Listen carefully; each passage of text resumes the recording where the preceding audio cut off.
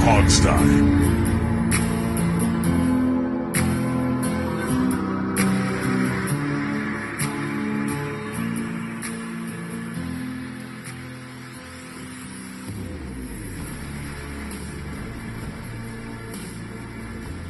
Hey everybody, and welcome to the Hogstye. We are into the offseason, or as I like to call it, the Alex time of the year. This is when I get to do all the stuff I love to talk about, more than the games. Because I love talking about offseason. I love talking about player transactions. I love talking about head coaching searches. I love talking about all that weird stuff that happens between the end of the season and the start of training camp. Steve is with me, of course. Steve, how is it going? It's funny, but I'm fine. It's funny because for Redskins fans, that's the only time of the year can be optimistic. We used to be the off-season champions every year, remember? Yeah. We signed Deion Sanders. Even when you're not the off-season champions, at least you can dream. Right. Realistically dream. Whereas you get into like week 8, it's over and it's depressing and you got to do these game preview after game preview knowing they're going to get slaughtered, and that's a drag. Right. You know, like I love it because right now all of our the guys who are on our comment section, all it is just mock drafts and people talking about prospects and guys we should trade for, maybe guys we should sign as free agents, and like I just love that kind of talk. You learn a lot. Knowing those guys, I'm sure it's all very intelligent conversation. I had to give you an opening, Steve. I had to do it. Because right. I love those guys. I know. All right, Steve, let's start with the player transactions from the football team, because at the end of the season, of course, you get those futures contracts that everyone loves. And, so why don't we go through some of these moves they've made, and you can also briefly tell people what a futures contract means. Yeah, we go through this every year because we know some of you out there don't quite understand it. Here's what a futures contract means. The league year ends in March every year, and so player contracts run until the last day of the league year. So all these players, like Ryan Kerrigan, for example, still under contract with Washington through the end of March, meaning they could make him go do personal appearances, for example, even though there's no games to play. So what a futures contract now.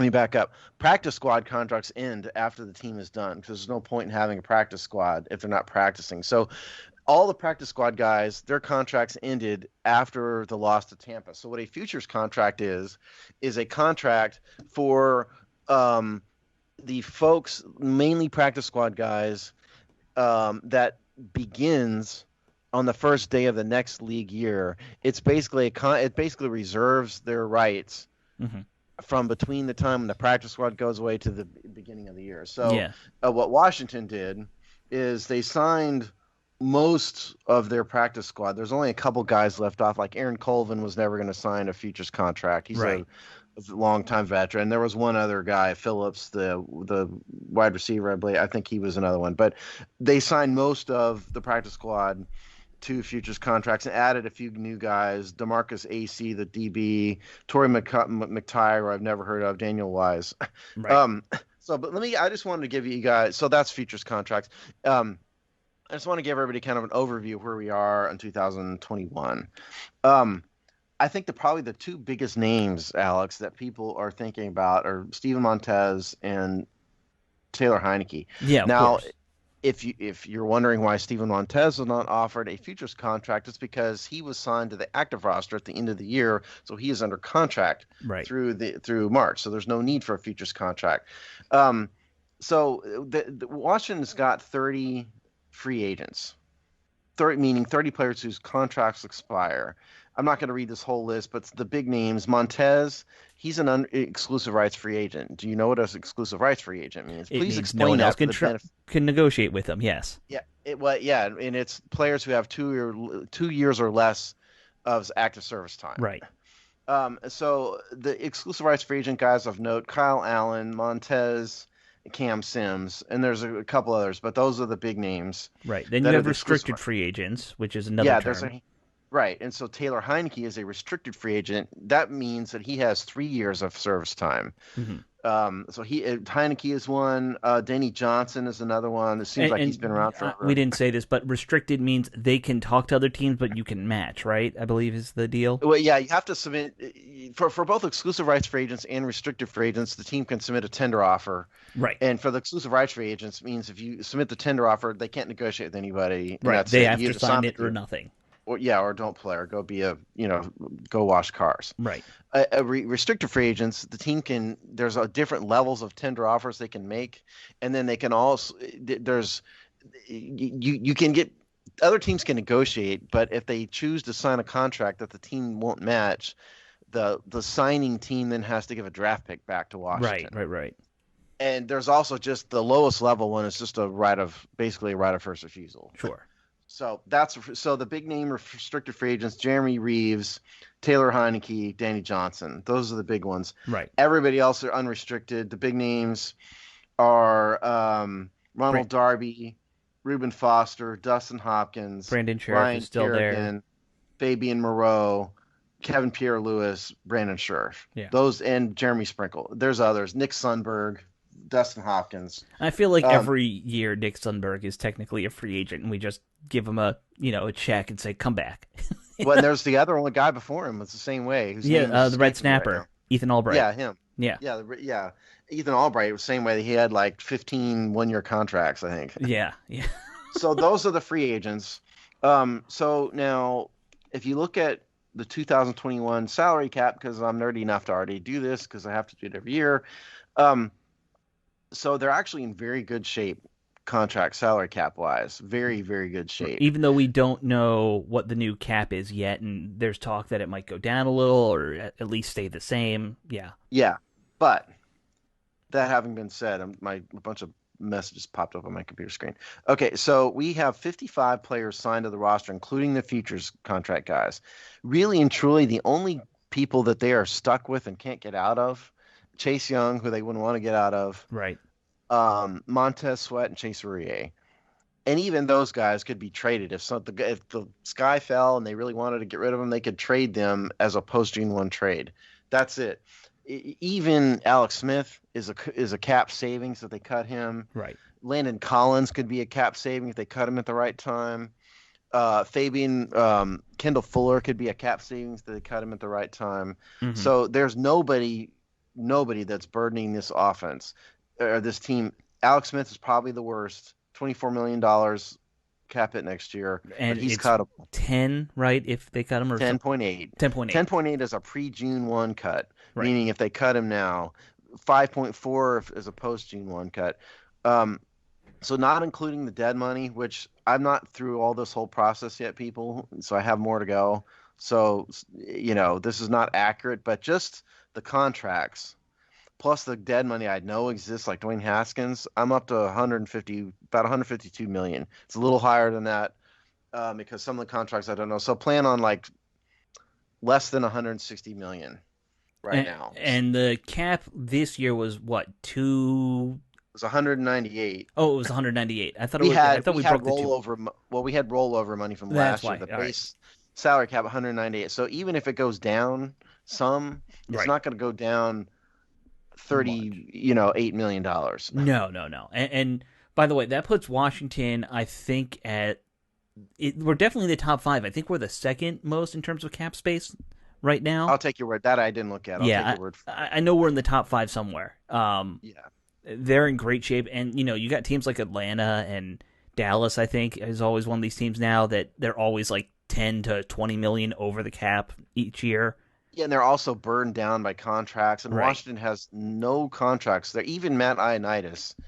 They could get rid of him if they wanted to. I'm not recommending that, but no. You're saying hypothetically, if you were on to cut everybody, you could. Truly, the only players they could not cut: Chase Young, Montez Sweat, Chase Aurier. Everybody else they could get rid of. I'm surprised that Landon Collins. I thought his contract would still be one more year. No. Wow. No, I mean he's got a big dead money. It would be a lot of dead money, but sure they could get rid of him if they wanted to. They would get a little money back. Well, they'd have to do him as a post June 1 cut. Right. Pre June, he's got 18.8 million dead money, but if they did it as a post June 1, his dead money goes way down because of the way his guarantee was structured and whatnot. Gotcha. So if they did it as a post June 1, they could save over 12 million this year. and then have another dead money hit next year for him. Right, right, So right. they could get rid of Landon if they wanted to. Again, I'm sure most of our people know this, but just so if they don't, dead money post June 1, basically you're taking half of it, not always half, but let's just for the purpose of argument, half of it you're going to take this contract or contract year, and the other half goes into the 2022 season or Correct. whatever just to explain it to people simply. Yeah, that's correct. Yeah. Yeah. So that's why cutting Dwayne Haskins when they did was a good idea. Right, because they took most of the hit in the 2020 season right at the end when they didn't care. And they didn't need it anyway. Yeah. Right. And do you know what his hit is next year now? Do you have that Yeah, no, I have that. I did update him. Let me get down on my chart here because my chart is giant. Yeah, I know your chart's huge. He's got about 4.25 million in dead money next year. So that's half of what it would have been if they had held off, basically. That is correct. Because I think it would have been $8 million if they had waited to cut him at the end of the season. So that's a good little update. One player we didn't mention, though, in the moves, I want to mention this because I know he was a fan favorite for a while. Sean Dion Hamilton was released right at the end of the season. Bit of a surprise there. I didn't know that there was any kind of issue, or I don't know why Rivera or the coaching staff would have let him go, because I thought he still was under control for a little longer. And like I said, he's been a fan favorite. I mean, he was on his rookie deal still. Yeah. He would have been an unrestricted free agent at the end of his deal. I don't know why. Yeah, I don't know what the point of cutting him now was either. That didn't makes little sense to me. But yeah, and I think he's already signed with the Lions, which is interesting.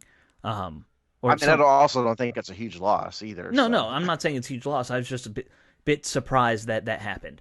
There's one thing we know for sure about Ron Rivera, is that he's not afraid to make moves like that. No. If you're doing something that he doesn't like, you're gonna be gone. If you're not buying in, yeah. Maybe he slept with somebody's wife or something. I mean, I don't know, who knows? What was Rivera had one great quote towards the end of the year where he said, "I want guys who love to play football, not guys who love to be football players," or something like that. Yeah, something like that. Yeah. I want guys who love playing in the NFL and don't love being NFL players. Like, basically, don't get caught up in the celebrity. Come to work every day and work hard. I think that was probably Dwayne Haskins' biggest problem. I think that's who he was talking about. Yeah, probably so. To whisper, yes, that's probably true. Yes, my very loud whisper into the microphone that people will hear. Well, you said it. We have a lot of cap space, and that's going to be a good thing for somebody, and that somebody's going to be whoever the new GM becomes, because Ron is going hard and heavy into the GM search, it sounds like, early on this season. He needs to. You want to have this GM signed and ready to go before the Super Bowl, in my opinion, because they need to be hobnobbing at the Super Bowl and trying to get some of these pending free agents to come here, and that's a good time to network. So, there's a couple of names. I'm sure a lot of fans have heard some of these names. Marty Herney, if you ever listen to Rick Snyder's show, he talks about Marty Herney all the time because they were friends. And he also made it clear that Marty would not tell him a single thing if he comes here. So some friend, right? Yeah, exactly. But yeah, so Marty Herney is with the Carolina Panthers now. He started out here in Washington, just for people to know the background. He started out as Rick's co-beat reporter at the Times. Beat writer. Yeah, that Rick and he worked with Rick as a reporter back then. Yeah. Back, and we're talking like during the glory days in the 80s. And then Herney decided he wanted to become a scout or a whatever, and now he's been working in NFL front offices ever since. That's a heck of a jump. It is, but it isn't. I feel like if you're a good writer, basically how to scout guys. Like you know what you're looking for after a while. So I can see how that transition does work. Depends on his background. I mean, maybe he has a football background. Sure, I really don't know that can help what his too. background is. But, yeah.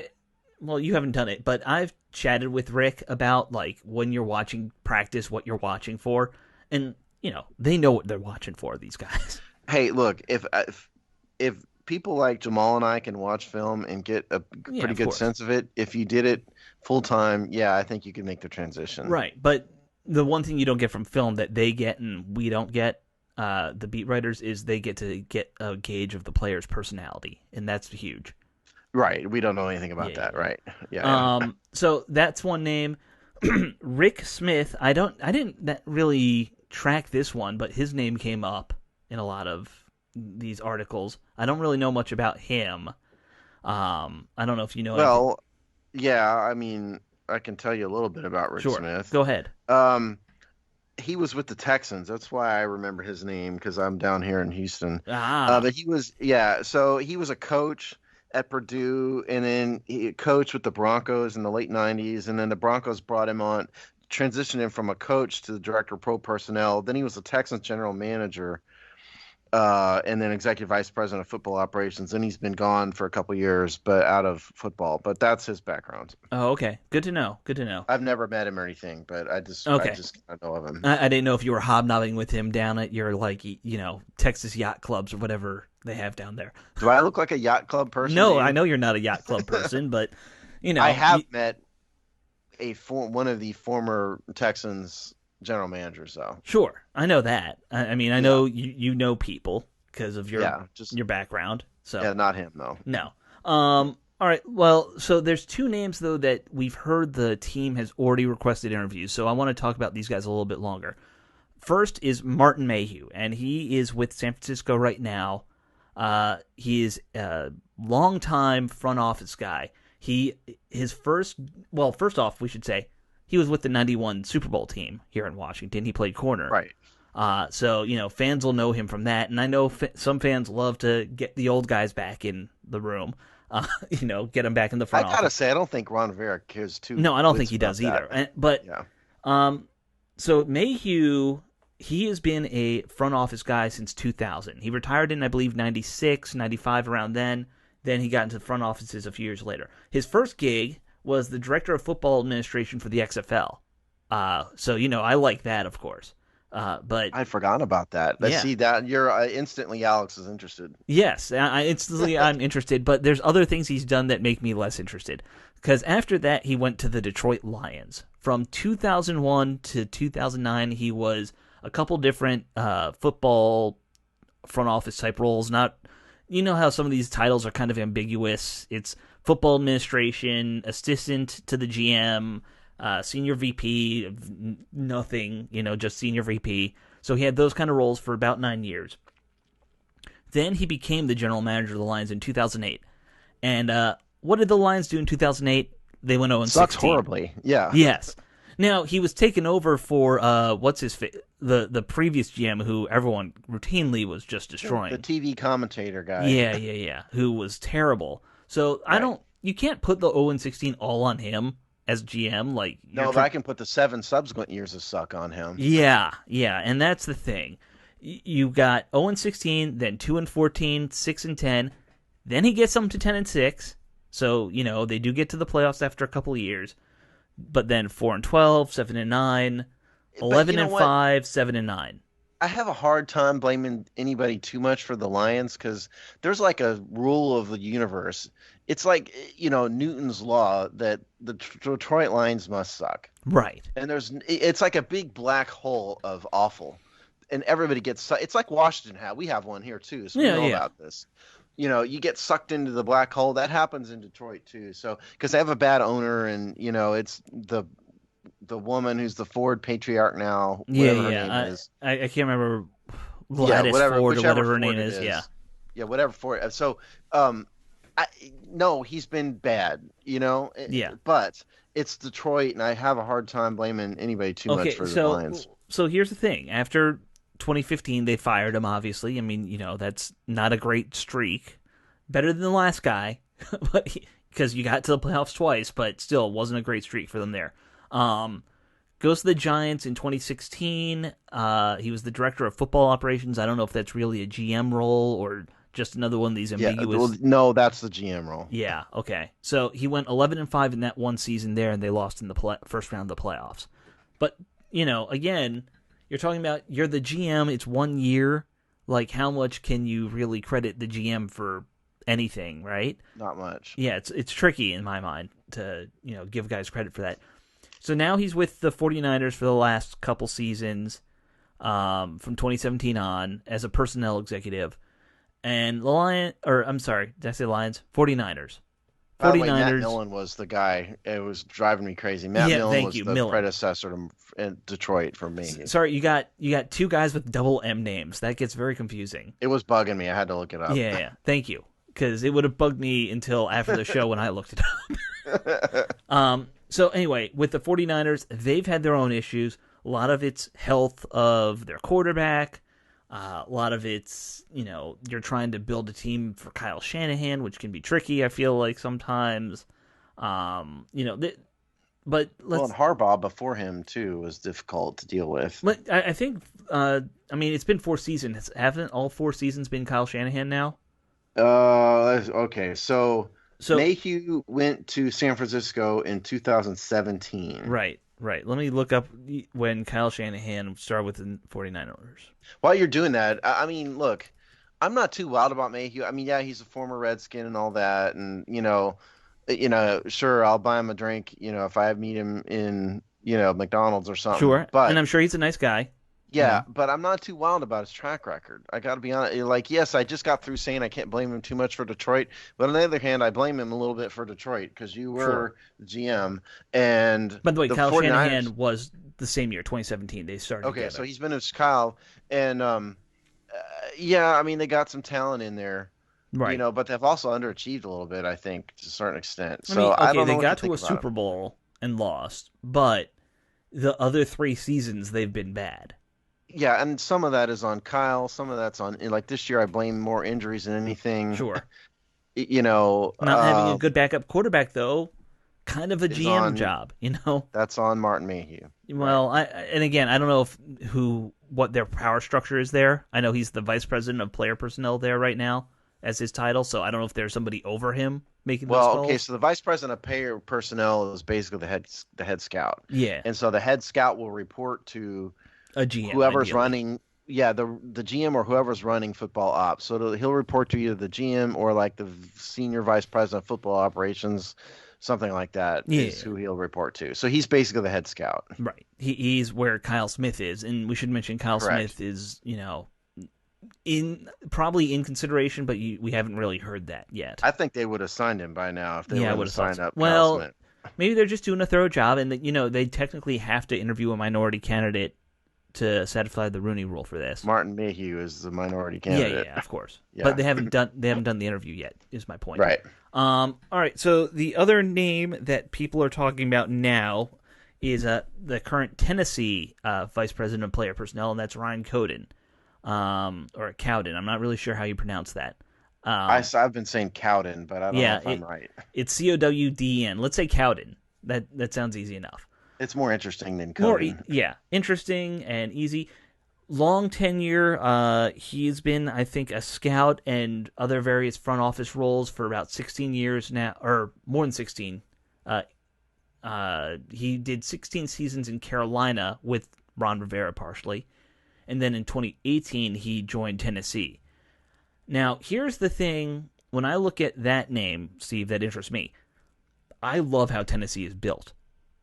And I get it's probably not all him, but they're built around a great defense, a good power running game, decent quarterback play, but you got receivers who, Tannehill just has to be average and the receivers get all the yards. That's good because that is what Tannehill is. Right, but that is a winning recipe that has worked in the NFL for 100 years. I'm kind of rooting for Cowden myself for the same reason you are, but here's the thing. I think all of this is a bit of a red herring. Sure. Because at the end of the day, Ron Rivera's in charge. He's not going to not be in charge. You may have somebody, usually the coach reports to the GM. In a traditional structure, the coach will report to the GM, and then you have the GM hiring and firing, and he may have to talk to the team president or the owner or something, but it's normally GM's call. In this case, Ron Rivera's in charge, and Ron Rivera's not going to cede power to the GM, and he's not going to let the GM fire him. So I think really and truly this is and was and is the Ron Rivera show, and whoever the GM is going to report to Rivera for all intents and purposes, if not on the official flow chart. Right. There's a lot of other things to do other than scouting. The GM has to run all of the football ops, travel, the administrative side, the salary cap, all these other things, the equipment people, all that stuff. And so I really think what Rivera's looking for is less like player whiz, like what Scott McLoone was supposed to be, and more like guy who can run the football ops part. Well, So I'm not that concerned about this either way. so I think that's an interesting point of view about it, but there are things that, and maybe this has to do with the fact that this was a weird COVID year and you couldn't do some normal things teams do. But some of the stuff that you usually like to see, and good teams do this all the time, is every couple days you're bringing in guys for tryouts and you're bringing in guys for workouts, and just keeping that Rolodex going of, hey, could we use a better blocking tight end? Could we have used a better blocking tight end this year? Yeah. So why wasn't anyone called? Like who? Well, yeah, And I'm not saying Rivera's it's a bad busy doing idea. the day-to-day stuff with coaching the team. He doesn't have time to do that, and having a real GM, even if they're reporting to Rivera, you'd hope that they would be saying, you need this. Don't misunderstand me. Yeah. I'm not saying this is a bad idea. I'm just saying at the end of the day, look, Ron Rivera is hiring the GM. Okay, Right. that automatically tells the story. So And it tells us he probably realized that he needs help in this regard. especially when he's recovering from cancer, for God's sakes. Right. Yeah, he definitely needs help. I just don't think it's going to change much from kind of from our perspective, sitting on the outside. Sure. I think it changes a lot of behind the scenes stuff for sure, but I don't think it's going to change like the strategy for acquiring players and building the roster, for example. All that is on Ronnie. Probably. I mean, I think the larger He's strategy driving the probably. bus, put it that way. He's Yeah. driving the bus. Yeah. And the other thing is like the scouting department isn't going to change. No. At least if it is, it's not going to change without Ron Rivera doing it. Well, and there is an interesting point there, Steve, that I hadn't even considered. If you bring in any of these guys, Cowden, Mayhew, Herney, I'm not saying Kyle Smith is out necessarily, but you have a lot of scouts who might be out again. And I know they did some turnover last year, and that was also largely due to the scandals. But you could see more turnover this year in terms of scouting and, going after just new blood. I mean, Kyle Smith is the head scout. Right. VP of player right now. personnel. But if you bring in a new GM, let's say Kyle Smith's feelings get hurt or whatever, he might be gone. Maybe. Yeah. You Maybe. I'm not. Yeah, there'll probably be turnover. There's always office politics. You know that. Yeah. I just think from a fan's perspective, if you guys out there are expecting like major changes and whatnot, I think you're going to be bitterly disappointed or maybe excited, depending on how you view Ron Rivera's job. Because I think it's when the coach is hiring the GM, we know the power structure. Right. And I think they've been very clear that was always going to be the power structure. Right. So that's the other thing. You're not going to get the latest NFL whiz kid in here because he's not in charge. Right. So you're going to get a retread who's kind of willing to take that's a GM, but not really a GM sort of role. He's going to take if the GM is the CEO of football, you're hiring a COO here, and Ron Rivera is the CEO. Think about it like that. Exactly. Yeah, he's the COO and CFO maybe because he's going to probably be more in charge of the cap than Ron Rivera is. So yeah, well, they have a cap guy. In the cap. But the cap guy, I assume, will now report to the GM, who then correct. Yeah, Yeah, because I don't think that's not what Ron wants to deal with at all. No, and that was my point, kind of about the scouting aspect and bringing guys in. I don't think Ron has time to deal with. Hey, let's look at tape of this fullback, this tight end, this. I don't think he lineman. did a lot of that anyway. Yeah. I mean, I think that's coming out of the scouting department. What they do, the scouts will write reports, and the reports filter up. Right. But I don't think Ron Rivera has time to really do that, and a GM would. No. Yeah. Certainly not. No. In terms of Marty Herney, I'm not too excited. I know it's Rick's friend and everything, but I mean, the name doesn't pop off for you. No, because he was with the Panthers for the longest time, and I'd give most of the credit to Rivera's coaching, and they had personnel problems. It wasn't always sunshine and roses. Some of their rosters were Panthers. pretty. Frankly, their offenses. Yeah, you had Cam Newton, and that was about it. It was a Cam Newton show. Yeah, Right. That's my point. So I'm not overly impressed with Marty Herney. With apologies to our buddy Rick. No. If I had to rank order these guys for the I guess my preference, I would put Cowden first, Mayhew second. Who else is it? Marty Herney third, and then there was a Rick fourth Smith, name. and then Rick Kyle Smith. Smith. I'd probably put Rick Smith third, and then Marty Herney fourth, and then Kyle Smith fifth, just because nothing's going to change. If Kyle Smith gets a job, it's the same exact power structure. Nothing's going to change. So at least if you bring in new blood, he can kind of shake things up a little bit and establish his own thing. Whereas Kyle Smith, it's, you're just kind of promoting your own, and nothing new's gonna happen. I mean, I would say that sometimes promoting from within it can be a good thing, and I don't know what the relationship is between Smith and Rivera. Publicly, it seems like it's great. I don't know if it's great. Publicly, it seems like they always say very nice, glowing things about each other. It's professional. I just think if it was great, he would already be the GM. Well, my question would be: is it an age thing? Partly because I think Kyle Smith is my age. He's late 30s, 36 or something. Yeah. He's mid to late 30s, and our guy's going to be like. Is a Ron Rivera going to be willing to give a GM job to somebody that young? Let me give you guys here's an analogy. So in my active duty military days, you guys, Alex knows, at least I was in the military for a very long time. I was in one particular unit where the first sergeant was promoted from within. Mm-hmm. He was an active duty E7 who was in another specialty, and then he wanted to become a first sergeant, was selected to become a first sergeant, and for some weird reason they didn't move him to another unit. And so when he got the job, none of the enlisted people in the squadron really viewed him any differently, and it really hurt his apparent authority, because they still viewed him as what he was before, that's nothing. It's certainly to be proud of, don't get me wrong, but the first sergeant's kind of a different animal, and nobody ever really viewed him as a first sergeant because they remembered him before. Whereas if they moved units, if they moved to a different squadron, that would have been different. And that's kind of like Kyle. Okay, so you take Kyle Smith, you'd say, okay, now you're not the VP of player personnel, you're now the GM.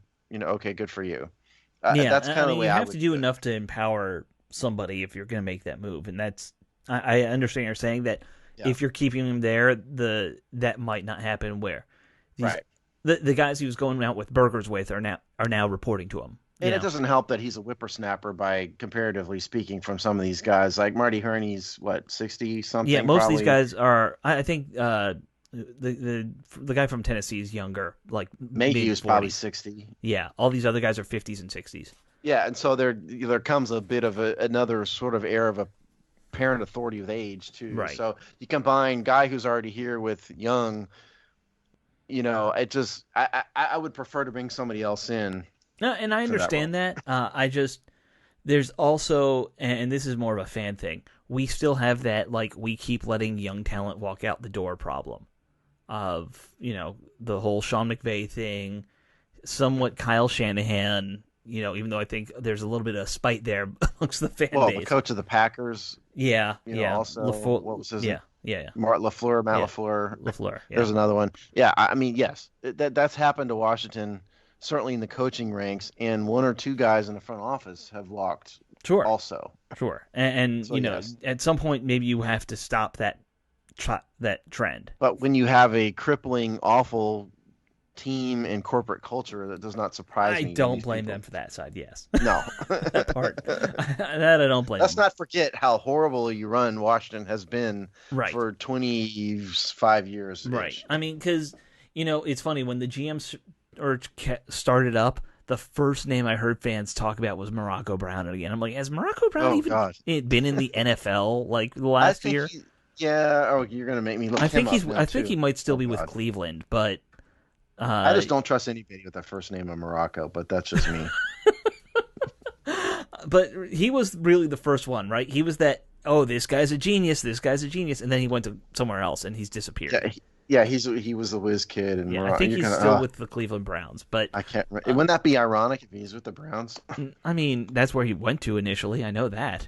And it was ironic when it happened. No, he's with the Colts. Oh, he's with the Colts now. There's a headline here that says, this is SB Nation that came up on the Google search. Report, Colts Morocco Brown no longer a candidate for Falcons job.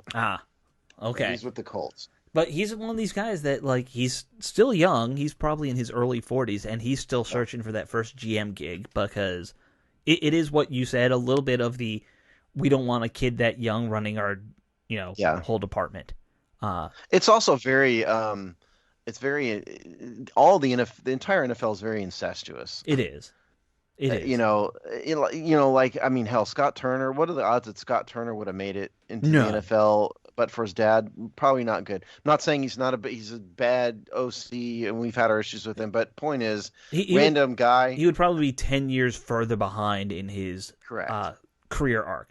But that's true about Sean McVay too. I mean, his grandfather was a GM, right? I mean, like it's also true about John Gruden. Yeah, Jay the Gruden. Grudens, Kyle Smith, a lot of these guys, they have that. If you're not Marty Mayhew, and you weren't a player, to get credibility, there's a lot of legacy stuff going on. There is a lot of legacy stuff going on at the coaching ranks, in the front office, everywhere, even in the owners. Oh yeah, suite. Yeah. I mean, think about, how many owners have died and their spouse has taken over. It's happened with the Saints. It happened with the Texans. The son, I think, took over when Bob McNair died. It's happened over and over and over and over again. And you even have it incestuous in that way where the guy who bought the Panthers was a minority owner of the Steelers. And if you want to buy a team, you pretty much have to be a minority owner of another team first. Now, certainly it helps tremendously, yes. Yeah. I think that's happened in the last couple teams now that's been the case. Somehow we got stuck with Dan Snyder. Yeah, I know. he had a good, pitch and suckered everybody. Look, he's fighting with his own. The good thing about having a crisis in the ownership in the owner suite is that he's been completely out of team operations. Oh, he's thinking about fighting with his owners, not drafting quarterbacks. Before we move on to the playoffs, there's a little story that I saw that I didn't realize, and I wanted to bring it to you. Okay. One of the guys the Eagles are looking at to be their head coach, it's the OC for the Titans, who is Fred Smith's son. There you go. How is that not a conflict of interest where the coach of the Eagles' father would be a part owner of the Washington football team? I mean, that seems a little too weird for me. It's one of those same incestuous things. I mean, what can you say? I'd like to say that Washington might have gotten Doug Peterson fired. We did. We totally got Doug Peterson fired. And now they're trying to pretend Doug Peterson was a bad guy or something. I'm like, well, it's just not surprising. It's, Washington is where careers come to die. Yeah. Even opposing careers now. I'd rather kill the other team's careers than our own guys' careers. There you go. Yeah, Ron survived, thankfully. Well, we killed his career too the year before. Maybe Doug Peterson comes here to do something. That's right. I forgot about that. We got Ron Rivera fired. Yeah. I forgot about that. That's a good callback, man. Yeah, well, I have a weird memory like that. You're absolutely right, though. That was the game they fired. They fired him after that. Yeah. Okay, why don't we move on to the playoffs real quick? I know we got about 20 minutes left. 4 playoff games this week or weekend. As what do they call this round now? They've changed the names of the round. Divisional round. Oh, okay. They're calling this because they called it like the Super Wild Card round last week now because they added the team. That was because there was a third game. There were 2 more games. Now. Yeah. This is the divisional round. I have our open on my screen the draft as of yet unpublished draft of our divisional round playoff preview. Okay, very exciting. All right. So Steve has his notes. I'm going to be working off memory, but let's take them in timeline order. The first game Saturday at 4:30, the LA Rams versus the Green Bay Packers. Gonna be an interesting game. The first question I have, Steve, and since you did some writing about this, you might know. Who's going to be the quarterback for the Rams now? You have to think Jared Goff. I mean, you saw how he played the last game. I know, and the other guy was in the hospital. Yeah, the other guy was in the ER by the second half. Hospital. Yeah. You have to think that if Jared Goff's hand, wasn't in his hand, it's I think? His thumb, his throwing thumb. Yeah. That's why he was 4 for 20 far. At one point. Yeah, I have to think it'd be Goff. I almost don't think it matters because to me, it matters. Obviously, it matters. That's dumb. I mean, of course it matters. But this is the Aaron this year. You know how bands name tours. Yeah. Like Kiss toured before the coronavirus came, and it was the end of the road tour because it's Right. like Right. their Right. eighth different retirement. I've named 2020 the Aaron Rodgers Revenge Tour, Okay. I like and that. he's getting revenge on his own front office because last year, if you recall, Aaron didn't look quite like Aaron, and so what did the Packers do? Draft Jordan Love, his Right. replacement. That really set off Aaron, who is a bit of a prick and a bit of a guy who likes things like revenge. And so all of a sudden, he's played like a league It's MVP amazing how again. much he's become like Brett Favre. Exactly. Yeah, really. That it's kind of like, catch 22. It's, Yeah. the old becomes new, again, or Exactly. the new Exactly. becomes old. But Rodgers played out of his damn mind. Yeah. I mean, he was. Truly. There's a reason why that he was like. Did he win the MVP? Have they announced that? They haven't announced it yet, but he's going to win it. Yeah. He's going I to was be the like, MVP, probably. I was gonna say, didn't he win the MVP? But I don't think they've made that official. No, but so here's what you guys need to remember about this game. The Packers have the number one scoring offense in the NFL. Right. The Rams have the number one scoring defense in the NFL, meaning they have allowed the fewest points in the NFL. Right. So this is a strength on strength situation here. I think the factors here are, number one, as you said, the status of the quarterback. Right. Is it going to be Goff? Is it going to be that other guy who's nobody's heard of? Wolford. Yeah. Him, yeah. I've heard of him. Either a hurt Jared Goff or a Wolford in any capacity is a negative for the Rams. And so, plus it's in Green Bay in January. Right. I kind of have to give the edge to the Packers here because I think Aaron Rodgers wants to prove everybody wrong. I think if Aaron Rodgers could slip, a draw, could put like Jordan Love in a gas chamber, Right. he would. And the only way, and I'm being facetious, obviously, but I think the way to figuratively do that is to win the Super Bowl. So I think Aaron Rodgers is hell bent on winning the Super Bowl this year. So I think ultimately this strength on strength thing, I think favors Green Bay. Yeah. And I think Green Bay's defense can handle a crippled Goff or the other guy. So I kind of give the edge to Green Bay. It's here. kind of a sacrificial lamb, if you will, is what it is. But it is interesting in that it's the number one scoring defense versus number one offense. Yeah, which we also have to remember Aaron Donald left hurt or broke some ribs or something. Right. So he's not 100% probably either. not. Yeah, not himself. Yeah. Right. Yeah. Now Packers are favored by 7, and I think that's fair. Yeah. I would be surprised if Goff plays based off what we saw the last week. I would say that take the over on that. Packers are going to win by more than 7 because I don't see the Rams being able to score with him being as hurt as he was. Yeah, I don't think we ought to. I'm not going to try to give a score for this game. No. We're not giving scores. But I'm going to say Packers and take the over. Yeah. I agree. Yeah. All right, next game up, we're switching to the AFC Saturday night. Ravens versus Bills. 8 o'clock or 8:15 start time. This is going to be an interesting one because I think you have two of the more dynamic, athletic quarterbacks in the play, or probably the two most athletic ones in the playoffs right now. Yeah. Without question. Maybe not the two most in the league, but at this point, Lamar these are two guys who can run and throw. This is going to be a fun game to watch. That's for sure. If you like watching quarterbacks who just do everything. The difference here is that Josh Allen has improved a lot. Right. When I watched his college film, what I saw was an athletic guy who was built in the quarterback factory but couldn't hit the broadside of a barn. Yeah, and we talked about that for 2 years, how he had like a 50% completion accuracy a lot of the games. Yeah, whatever the number was. Yeah. And he's improved a lot this year, but really and truly it's his athleticism that's pushed him over the top. Yes. Also, they got him better receivers. Yeah, they did. Now, Lamar Jackson is kind of similar. He's not quite as big as Josh Allen, but he's a better runner. Right. He's probably a much better runner, but not quite as accurate, shall we say. But the Ravens defense is a running team. You're running. But they also have a really good defense here. So the line on this is Bills 2.5. which is within the margin of error for a home team, Right. kind of thing here. Um, the Ravens defense has only allowed 303 points, and they were sixth in the NFL in passing yards surrendered and seventh in quarterback rating. So they've been a good defense all year. So it's kind of another strength on strength kind of thing. The Bills and their athletic quarterback, who's pretty good against the Ravens defense.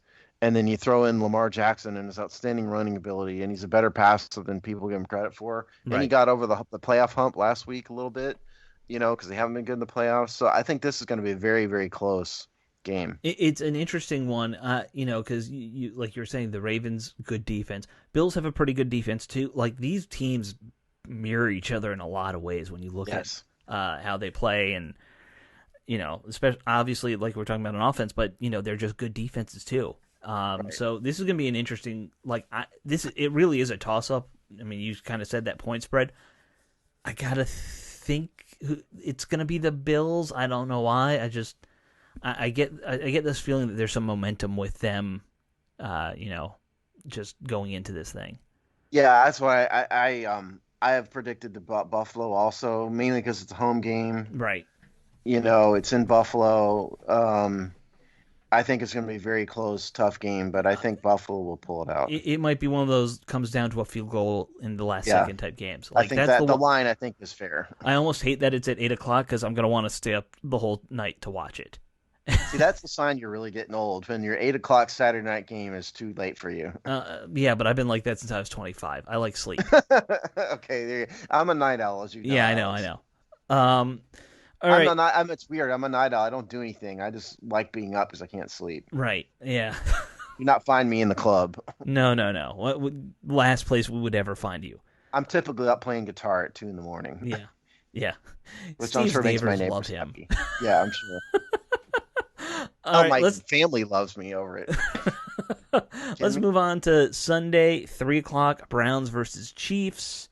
Patrick Mahomes. I think I look at this game and I know the Browns have had a good year, but sorry, you're going against the Chiefs. I just don't see them making it past this point.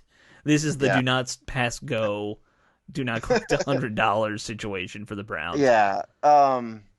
Yeah, I think you're right. Now the Browns have been a little bit hot and cold. The Chiefs have basically been the Chiefs, Yes.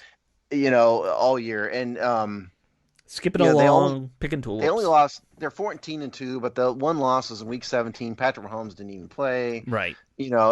So I have a hard time counting that. The only real loss they had was to the Raiders in Week 5. The Browns have had a little bit ups and downs. Sure. They've been a little bit hot and cold all year.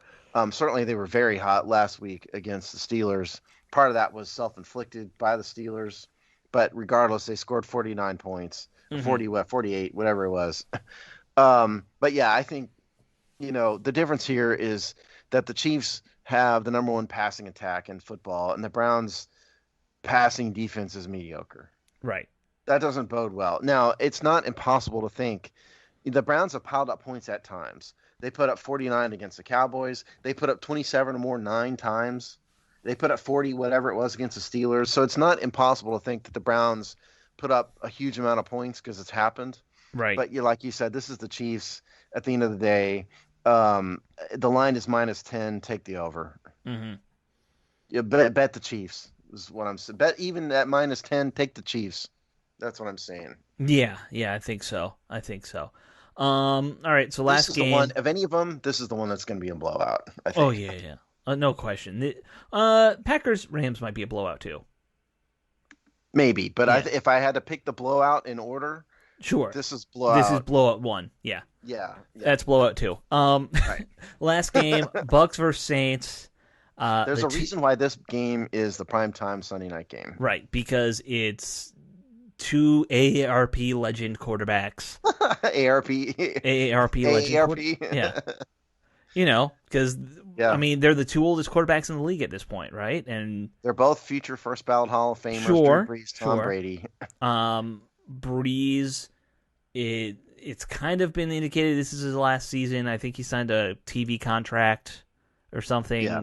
I think everybody thinks Drew Brees is going to retire. Yeah. And I think everybody thinks Brady is not going to retire. No. I think Brady's going to do one more and then retire. Is kind of at least. I Yeah. think Brady's going to do it until his arm literally falls off his body. Well, unfortunately, we know it's usually not that. It's usually that they get crippled by like an Yeah. incoming linebacker. But Maybe Brady just doesn't want to go home to Giselle.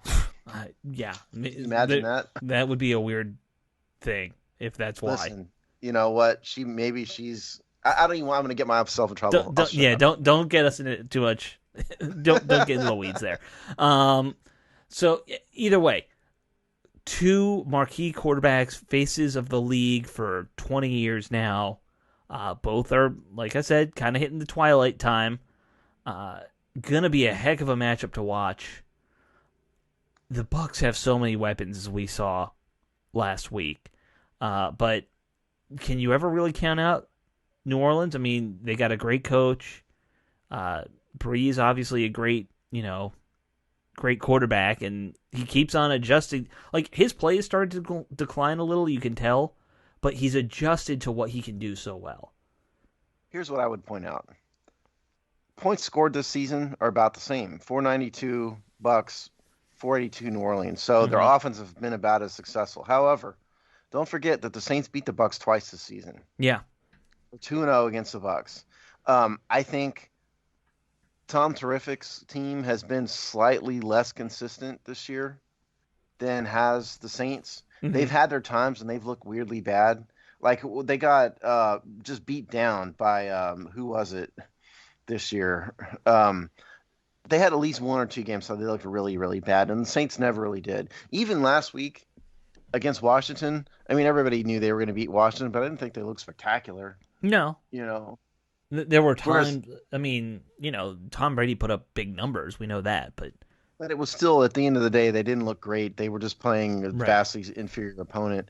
Whereas the Saints and the Bears game, a little bit closer. Yes, the Saints won 21-9 or whatever it was, but I think it was a little bit closer game, a little bit tougher game. This is a really hard one because my heart roots for Breeze because I just don't like Tom Brady as a person. Sure. But my head says this is a very, very close game. The line is -3 Saints, which tells you that Vegas sees it as even. This is a really close game. For me, I guess I'm going with the Saints because it's a home team. Right. And I don't think Drew Brees wants to have his career end losing to Tom Brady. But I don't feel good about this prediction at all. Yeah, I'm with you that my heart says Saints, but my head really does say that, like, Tom Brady is starting to get into playoff mode, and we all know what happens then, and he's going to get to the Super Bowl one way or the other. In the next, if it's not this year, it's going to be next year. But here's the X factor, though, Alex. I think the Saints' defense is a lot better than the Bucs' defense. Okay, I think that might be fair. Yeah, if you look at their rankings, for example, like we said this in our Bucs preview last week. The Bucs have not been a great rushing team, or defensive wise, rather. They've been. I'm getting mixed up. They're a great rushing team. Rushing defense, they're not as great a passing defense. Statistically, they're a very good rushing defense. Passing defense, that was where we thought the Washington's advantage was in the passing game, remember? Right. Now, the Saints defense has been pretty consistent and good all around. They're top 10 in every stat. They're not the number one defense, but they're top 10 in every stat, whereas the Bucs have a weakness, and the weakness is pass, and Drew Brees is there. So I tend to give a little bit of an edge to the Saints for that reason. Okay, so one thing to keep in mind, you did mention how the Saints have beat Tampa twice. Yes. It was week 1 and week 9, so, there is a, timeline effect there where, Tampa's kind of played better later. Right. But I will say this, because I wanted to double-check the scores there, because I remember one being a blowout, and I forgot how much of a blowout it was. Last time they played, Tampa lost 38-3. So, that is a pretty one-sided victory. It looked awful. That was the game. That was one of the games I was thinking about. Was that one? I just, yeah. And the other one was, Tampa only put up 34-23 was the final score of the game on week 1. Yeah, but they only put up 19 points against the Bears. Yeah. Granted, the Bears have a decent defense. But yeah, the Saints. Now it's hard to beat a team 3 times. I realize that, but I just think the Saints probably legitimately the fact that Vegas favored the Saints probably fair, I guess. Yeah, probably. But no, I don't think you can ever count Tom Brady out. No, but in all likelihood, it's gonna be. One thing I like about the NFC right now, you're getting a great quarterback matchup here, and you're gonna get a great quarterback matchup next week, almost no matter what. Unless somehow something wonky happens and the Rams win, which could. What's the backup's name? Wolford? Yeah, I think so. Mr. Hospital? Woodland, something like that. Not Woodland. Yeah, I don't remember right off the top of my head. Okay. He played for the Arizona Hotshots. That's what I remember. I just can't believe a dude who was literally in the hospital 5 days ago is going to start against the Pack. I just can't believe that. Well, their backup quarterback was Jared Goff, whose thumb was being held on by thread. I think they're gonna sew Jared Goff up, shoot him up with some drugs, and say, "Get out there, son." That's what I think. Just keep handing the ball off because he couldn't throw it. So you're gonna make me check on Jared Goff health. Let me Google this. Probably should have done that earlier. But we're not preparing for this in the same way that. Yeah. We kind of just are doing this because we have to for the playoff previews. Part. Yeah, this is not like a Washington game where we would be all over it. No, of course not. But I think realistically, what we're talking about next week, definitely going to be Chiefs, probably Bills, definitely going to be Packers, probably Saints, but that's really a toss-up. So either way, I think you're looking at 2 very fun conference championships. Yeah. The ones I feel good about, the Packers, and I feel good about the Chiefs. Yeah, those 2. The other 2, the first 2 teams ever make the Super Bowl are the one we really feel good about, which is interesting. But and then either way, I don't really care who wins those other 2 matchups because it just guarantees you a fun conference championship after that. At this point, Washington's out of it. Yeah. Yeah, that's all we have to. It makes me feel good that the Eagles and the Cowboys are out of it. Thank God. Right. So I don't have anybody. I don't really have a strong rooting interest either way. I kind of root against Tom Brady. I'm just sick of him. Sure. But beyond that, I'm just looking for some good football here. I think. The only reason I would root for Tom Brady is if I thought there was a chance he would retire if he won a Super Bowl. But I don't. Get rid of him. Yeah, I want to get rid of Tom Brady so bad. I want the NFL to move on from Tom Terrific. I just think he's kind of a punk, and I don't like his attitude. And it's just me being stupid, but I just have never been a Tom Brady fan. I think a lot of people feel that way about him. Yeah. But, whatever. Like, let him move on already. And Drew Brees is like the eternal nice guy. Nobody's ever mad at him. Right. He's easy to root for. So he's the little guy who's making it who at quarterback is like thrown for more yards than anybody, and you can do it, Sonny. Yeah, you can do it, kid. Tom Brady looks like a prototypical quarterback. He's big. I think if you go back to Franco Harris throwing the jersey to the little kid in the commercial in the 70s, it's like Tom Brady throwing a jersey to Drew Brees, only they're both adults. Right, exactly. That's what's going on. Because Brady's got like 6 inches on Brees, man. It's ridiculous. Yeah, and he's just really super arrogant. And, it's. I'm sure Drew Brees has an attitude also. All but quarterbacks have some arrogance. We know that. Right, but he just comes. He's just easier to root for me. Yeah, He also played. Even though he's been great, he's never been the dynasty team. He's been the quarterback on that other team that won one Super Bowl, and he's just been really good the whole time. It's the Saints. Yeah. So, you can root for that a little bit easier. So I think we both agreed in all these games. So we officially predicted that the AFC Championship will be Buffalo versus the Chiefs, and the NFC Championship we predicted will be Saints and Packers. And the Saints is very much a toss-up for me. Like I said, my heart said Saints, my head said Tampa, but yeah, don't bet money on this. No, I would not bet money on that one. If you're going to bet money, just put the safe money on Green Bay. Yeah. Jamal's the better. We should have asked him. I'm sure the return is not great, but it's pretty safe to put money on Green Bay. Yeah, I think that was Yeah, I that's agree. that's why I would not gamble. I would always be betting, things like that. Well, Rick, our buddy Rick has talked about this on his show too. Once you start gambling on sports, you just kind of look at it differently. We've talked on this show about how being quasi media or whatever that we are, doing this every day, it has affected the way we look, way we watch football, the way we view our favorite team, Right. our rooting it. It's affected all of that. And I think if you throw betting into it, it would have the same effect. Well, It would temper you in the same way because you're looking at football differently now. do you listen to? I don't know what sports radio you listen to, but I Usually, occasionally, I listen to Fox Sports yeah, radio but because I don't occasionally like I listen to ESPN the too much. junkies here in DC. All they do is just talk about what they've won and lost each week, and it gets so goddamn boring. I remember the Junkies when the last time I lived in DC was in the mid 90s, and that was Right. when they were just starting out. And they were, oh my God, they were just impossible to listen to because it was four guys talking over each other all the Right. time about nonsense. It's like they fell straight out of a frat house onto the radio, and I don't like people like that anyway. And so you throw like the hey bro culture into Sure. Sure. them all talking over each other. I found them totally unlistenable. Maybe they have improved since then. They have improved, but it's just that topic in particular. I don't care to hear about what you won and lost money on, especially No, I because really you don't. guys make Yeah. ridiculous money anyway. Like, why are you bragging about winning more money? Yeah, yeah. Clay So, like, Travis does that too. It's like you can miss me with all that. yeah. I don't care for that as a radio topic, but apparently a lot of people love it. So, because their ratings keep saying they do. So anyway, that was kind of a weird Welcome to the tangent. radio hour, kids. Yeah, random radio tangent. I wanted to talk about the whole Taylor Heineke situation and what they're Yeah, going go to do ahead. there, but we're kind of out of time. Oh, so what? All Just say right, your okay. piece. So, Steve, I want to.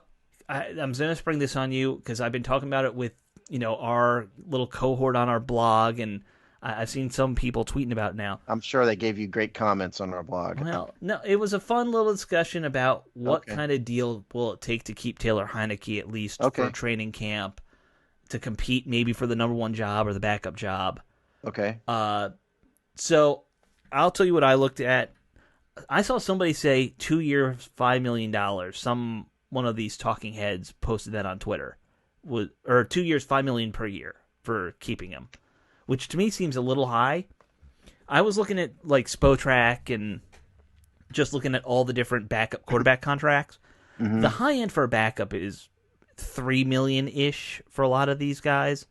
There's a few like Mariota who got 10, but for the most part, they're in that 2.5, 3 million a year range. So that's where I think he's going to be. You asking me what I think? Yeah. Okay, so I think we are overvaluing Taylor Heineke a little bit Sure. because he did wonders for Washington. In one game. But at the Sure. end of the day, he's played 5.5 quarters of football recently, and there's been a lot of teams that have been burned recently on quarterbacks. You can all go back to a guy like what was his name, Matt Flynn, Yeah. up in Yeah. Seattle a few years ago. There's been others. Who's the guy who was at New England and then went to the Chiefs and totally blew Castle? Yeah, Matt Castle's another one. I think the NFL is a little bit smarter about it now. I don't think it's going to take $5 million to sign Taylor Heineke. I think you could probably get him on a 1-year deal, maybe. Mm. 1 year, maybe two at most, for something lower. 2.5 million with a little bit of guarantee money in the first year, maybe. Okay, 2.5 million for both years. Yeah. Oh, okay. So I was saying 2 per was my guess. I hear you, and I might be wrong, but I just think that there's not enough track record on Taylor Heineke, That's fair. to really judge. Because I think we are so in the middle of it that sometimes we overvalue just naturally. We fans overvalue our own players a little bit. The truth of the matter is that Taylor Heineke was taking math classes a month and a half ago or whatever. Yes, but that means he's going to know how to negotiate. Yes, true, but you have to. It takes two to tango. I Yeah, could I ask know. Cindy Crawford out on a date, and doesn't mean she's going to go, with me to dinner or whatever. So I don't know.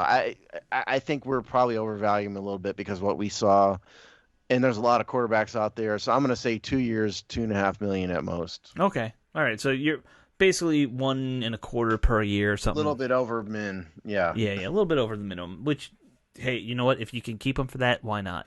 I think Taylor will jump at it because he was out of the NFL not too long ago. I don't remember what his career earnings were, but most guys like that who are kind of out of it, you're getting $1 million. Well, the other factor also to remember here, though, is this. He's not an unrestricted free agent. No. He's a restricted free agent. So what's the most likely thing that will happen is that Washington will tender offer him, make him a tender offer, and he will be a 1-year deal. Right. What you're talking about is, if he was a free agent, what would it take? And I can respect the argument, it's an interesting discussion, but the truth matters what's going to happen is they're going to tender him and he's going to sign it. That's what's really going to happen, I think. Right. I mean, he might hear somebody else's offers, but yeah.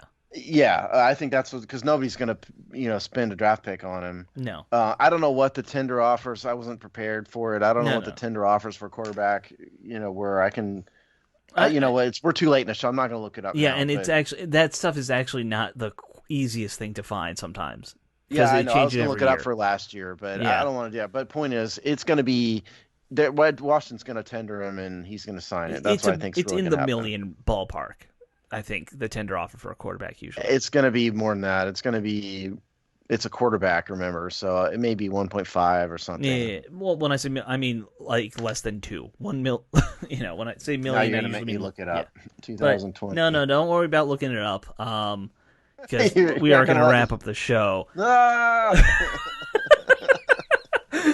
This is how I torture Steve. I get him to look something up, and then I can't end the show on him. Because, that's what we do. Okay, wait a minute. Projected tender. Oh, that's franchise tag. Oh, no, it's not a franchise tag. Okay. We're not paying him that money. Okay. 2021 projected restricted free agent tenders. The first round tender, $4.8 million. This is over the cap's projection, okay? Okay. That's Second round tender, $3.4 million. And then the lowest ranking one would be $2.2 million. So you got to figure you're probably looking at $2.2 million tender offer if over the cap is in the right ballpark. Okay, so that's actually more than I think you and I were both guessing, which is interesting. I said 1.7 or something. Yeah, I was $500,000 off. Yeah, but still not a bad price tag for a quarterback, frankly. Right. So if that's where he's at, I'm giving him that $2 million offer, 2.2. And by the way, the projected franchise tag for offensive line was 14.1, but remember that this is tag number 2. Yeah, so it's for sure if they tagged him again. A certain percentage. It would be more. Yeah. So they better get a deal done with Brandon Scherff. Somebody I saw said it's going to take $18 million, which sounds insane. I said $18 million. I wrote a column about this last year, and I said $18 million in my column. That's last right. Year. Yeah, that was you who said that. I wrote like 2,000 words on it. Yeah. I hope they can get him for a better deal than that. That was like max top of the market value that he's going to ask for. Right. And if you look at what I did, actually, it came out to be not too bad a contract, all things considered. I would probably do my deal, but that was last year. It's going to be more now. Yeah. Well, luckily, I think he's still, there was no major movement, like no guard signed a huge contract last year, so he'll set the market anyway. I knew somebody said $18 million. Yeah. Oh, it's the guy who's talking to you. I forgot it was you. That's all. All right, guys. That was based on, by the way, Zach Martin's contract. It was beating Zach Martin in one other contract. So I didn't pull that out of thin air. That was me beating Zach Martin's average annual value. That's basically you take the last guy, the biggest guys, and then you add $1 million or whatever it is to it, and then divide it out with the salary. Yeah. Right. Yep. It's very simple to do that math. Actually, when you have my brain, you can do that pretty easily. Yeah. I just need the spreadsheet saying what the last guy made, and I can figure it out usually. Yes. Right. All right, guys. We will see you next week. Remember, we're only doing these one a week now, so they're going to be longer because you get more of us that way. And I'm sorry about that. But we will talk to you next week as we preview the conference championship games and hopefully have some news about who the new GM is. See you then. Bye.